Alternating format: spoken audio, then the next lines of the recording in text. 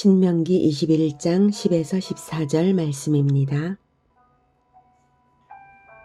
내가 나가서 적군과 싸울 때에 내 하나님 여호와께서 그들을 내 손에 넘기심으로 내가 그들을 사로잡은 후에 내가 만일 그 포로 중에 아리따운 여자를 보고 그에게 연연하여 아내를 삼고자 하거든 그를 내 집으로 데려갈 것이요 그는 그 머리를 밀고 손톱을 베고 또 포로의 의복을 벗고 내 집에 살며 그 부모를 위하여 한 달 동안 애곡한 후에 내가 그에게로 들어가서 그의 남편이 되고 그는 내 아내가 될 것이요 그 후에 내가 그를 기뻐하지 아니하거든 그의 마음대로 가게 하고 결코 돈을 받고 팔지 말지라 내가 그를 엿보였은즉 종으로 여기지 말지니라. 사랑하는 형제 여러분, 2월 24일 수요일 새벽 묵상에 오신 것을 환영합니다. 신명기 14에서 26장까지 성민의 일상생활 율법이 선포되고 있는 신명기 제2차 설교를 보고 있습니다. 그 중심 사상은 내가 거룩하니 너희도 거룩할지어다 하신 말씀대로 거룩에 있습니다. 그리고 거룩할 때에 하나님께서 보장하시는 언약 백성의 천국 백성의 복지를 누릴 수 있다는 것을 보여주고 계시죠. 어제 본 1에서 9절까지 내용은 미결 피살체의 처리법이었어요. 하나님이 주신 땅에서 피살된 시체가 발견되고 살인자를 알 수 없을 때에 그 땅이 저주 아래에 있지 않도록 지도자들이 대표로 속죄의 의식을 행하도록 명하셨습니다. 이렇게 하나님의 율법은 차원이 높은 거룩을 명하십니다. 오늘 읽은 10에서 14절 이방 여인을 아내로 맞이할 경우 규례 역시 거룩함과 인도주의에 있어서 이방 나라에서는 볼 수 없는 고상한 율법입니다. 먼저 10절 내가 나가서 적군과 싸울 때에 내 하나님 여호와께서 그들을 내 손에 넘기심으로 내가 그들을 사로잡은 후에 내가 만일 그 포로 중에 아리따운 여자를 보고 그에게 연연하여 아내를 삼고자 하거든. 자, 이 내용은 가나안은 남녀를 불문하고 진멸하도록 가나안 백성과의 전쟁은 남녀를 불문하고 죽이도록 명하셨는데요. 가나안 이외의 이방 나라와의 전쟁에서는 남자만 죽이라고 하셨습니다. 그래서 포로 여자를 아내로 삼게 되는 일이 많을 수 있는데요. 그럴 때 자칫 전쟁 포로의 인권을 경시할 가능성이 있죠. 그리고 성적 타락 풍조가 있을 수 있습니다. 그래서 하나님께서 합당한 규례를 주십니다. 그를 내 집으로 데려갈 것이요 그는 그 머리를 밀고 손톱을 베고 이것은 일종의 정결례를 행하라는 것입니다. 이방인으로서 죄인의 상태였기 때문에 그 여자가 선민 공동체에 끼는 데에는 정결식을 거행해야 하는 것이죠. 남자의 경우라면 할례를 행하면 되는데요. 여자이기 때문에 머리를 밀고 손톱을 베라고 한 것입니다. 남자의 할례와 동일한 의미로 볼 수가 있겠습니다. 남자의 할례는 무슨 의미냐면 하나님의 백성이라는 표식으로 몸에 행한 것입니다. 남자의 성기의 껍질을 자르는 것이 바로 할례죠. 그러한 몸의 표시를 함으로써 하나님의 백성이라는 것을 잊지 말라. 그리고 하나님의 백성으로 살라 하는 정체성 표시입니다. 그래서 그 여자에게도 할례는 아니지만 약간 비슷한 그런 정결식을 행하는 것입니다. 13절 또 포로의 의복을 벗고 내 집에 살며 그 부모를 위하여 한 달 동안 애곡한 후에 내가 그에게로 들어가서 그의 남편이 되고 그는 내 아내가 될 것이요. 네. 어떤 인륜의 도리를 올바르게 한 후에 이제 그에게로 들어가는 것도 허락이 되는 것입니다. 먼저 포로의 의복을 벗는다는 것은 옷은 정체성을 나타냅니다. 그래서 의복을 이스라엘의 옷으로 입힙니다. 한 달 동안 애곡하라는 것은 이스라엘은 보통 죽은 자를 위하여 한 달 동안 애곡합니다.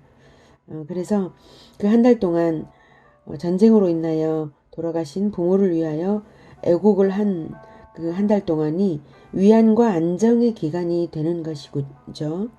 그렇게 안정되어야 남편을 받아들일 수 있겠죠. 옛것의 단절과 새 삶의 출발을 위한 기간이라고 볼 수가 있겠습니다. 굉장히 신사적이죠. 그 전쟁 포로지만 전쟁 포로인 그 여자에게 함부로 대하지 못하도록 필요한 정결례와 또 애국의 기간까지 충분히 주면서 남자가 기다리고 아주 모든 과정을 다 한 후에 이제 들어가는 거죠. 14절. 그 후에 네가 그를 기뻐하지 아니하거든 그의 마음대로 가게 하고 결코 돈을 받고 팔지 말지라. 내가 그를 욕보였은즉 종으로 여기지 말지니라. 네, 종으로 여기지 말라는 것입니다. 아내다. 그러니까 어떤 인권을 충분히 존중하고 인간으로서의 그 받아야 할 존중을 반드시 받도록 하는 것입니다. 그녀가 선민이 되기를 계속 거부하면 그렇게 하라라는 의미죠. 그녀의 의사에 반하여서 고통을 준 것을 인정하여서 인권을 존중하라 이것입니다. 이스라엘에서나 찾아볼 수 있는 포로의 인권 존중입니다. 고대 근동세계의 혹독함을 생각할 때 율법에 있어서요. 비할 바 없는 인도주의를 율법에서 하나님은 명하신 것입니다.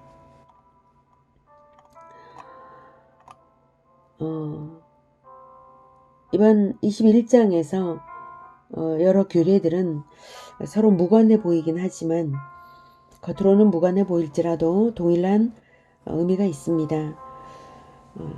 그것은 하나님은 하나님의 나라 안에 있는 죄 있는 자를 용납하지 않으신다라는 것입니다. 그래서 포로된 여자, 전쟁 포로된 여자가 공동체, 선민 공동체에 들어올 때에도 정결례를 반드시 행하라 라고 하는 것이고요. 두 번째로 이스라엘은 공동체로서 그 땅의 거룩함을 범하지 말도록 한다는 것입니다. 그래서 함께 거룩을 유지해야 될 책임감을 가지게 하는 것이죠.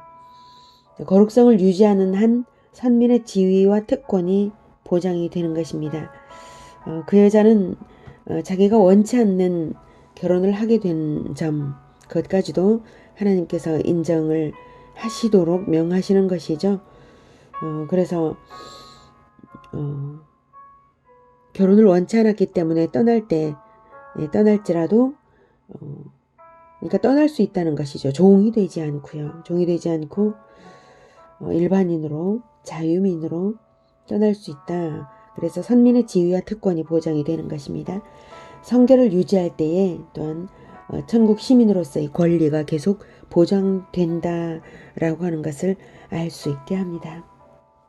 오늘은 인간의 인권을 가장 보장해 주시는 하나님을 만났습니다. 우리가 하나님을 순종할 때 그것이 억압되거나 속박되는 것이 아니라 가장 자유롭고 또한 가장 인권을 높여주시는 하나님이신 것을 또한 알게 되었습니다. 네, 하나님은 우리의 인권을 어느 정도로 높여주셨을까요?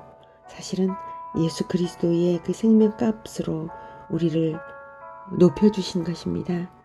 인권을 가장 높여주시는 분은 하나님이십니다.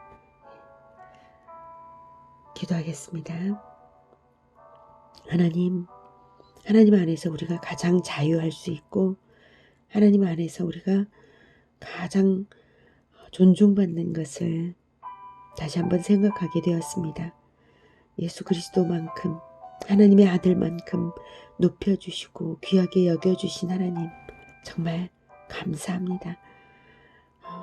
하나님의 아들의 생명값으로 우리를 이렇게 귀하게 여겨주시며 살려주시고 또한 거룩하게 존귀하게 하셨습니다. 하나님 우리도 사람을 대할 때에 결코 함부로 대하지 않고 존중할 수 있도록 하나님의 그 마음처럼 사람을 귀하게 보는 그 마음, 따뜻한 사랑의 마음 가지게 하나님 우리들 마음에 사랑을 넣어 주시옵소서. 우리가 사랑이 너무나 부족하고 사람에 대한 존중하는 마음도 부족합니다.